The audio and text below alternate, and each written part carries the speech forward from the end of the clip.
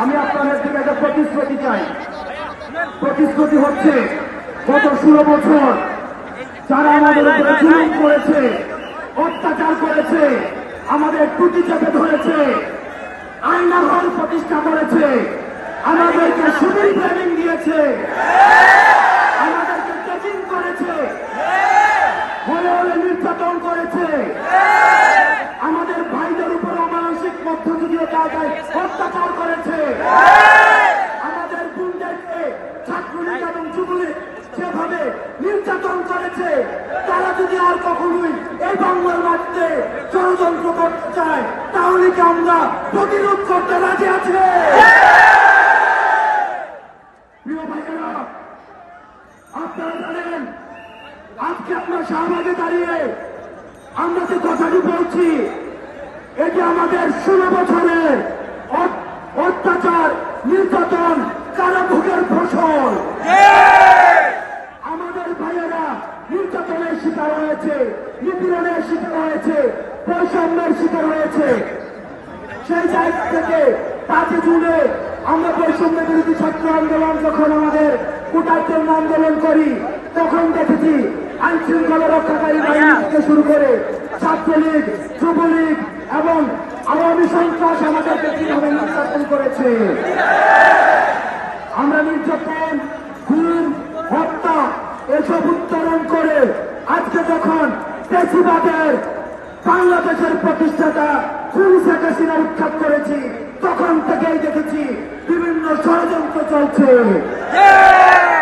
আমরা অ্যাডমিনিস্ট্রেটিভ কূপ থেকে গিয়েছি, আমরা জুডিশিয়ারি কূপ থেকে গিয়েছি, আমরা মিলিটারি কূপ থেকে গিয়েছি।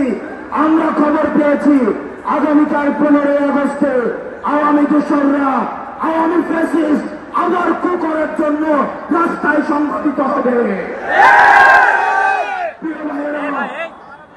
আমরা বলে দিতে চাই যারা জনগণের অধিকার লুণ্ঠিত করেছে, যারা স্বাধীনতাকে লুণ্ঠিত করেছে, তারা যদি আবার রাস্তায় আসার কোন ধরনের চিন্তা করে তাহলে ছাত্র জনতা তাদের এই পা ভেঙে দিবে।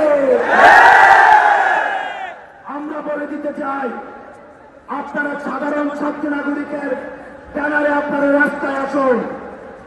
আমাদের যে অধিকার লুণ্ঠিত হয়েছে আমরা সেই অধিকারকে পুনরুদ্ধার করেছি, আমরা স্বাধীনতাকে পুনরুদ্ধার করেছি।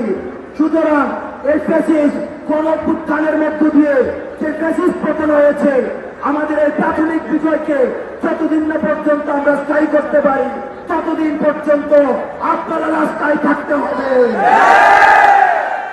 আমরা বৈষম্য বিরোধী ছাত্র আন্দোলনের পক্ষ থেকে আজকের যে সম্প্রীতি সমাবেশ, আমরা বাংলাদেশ সাম্প্রদায়িক সম্প্রীতির বাংলাদেশ, কিন্তু আমরা দেখেছি যখনই শেখ হাসিনার পতন ঘটেছে আওয়ামী দোসররা কিভাবে সংখ্যালঘুদের উপর অত্যাচার করেছে, নির্যাতন করেছে।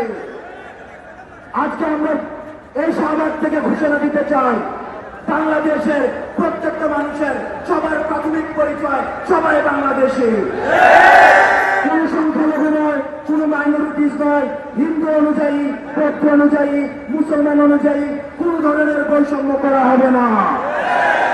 আমাদের সবার পরিচয় হচ্ছে আমরা বাংলাদেশী এবং এই পরিচয়ের উপরে ভিত্তি করে আমরা কোন অভ্যুত্থানকে গণজাগরণে পরিণত করার জন্য আমরা মাঠে থাকবো।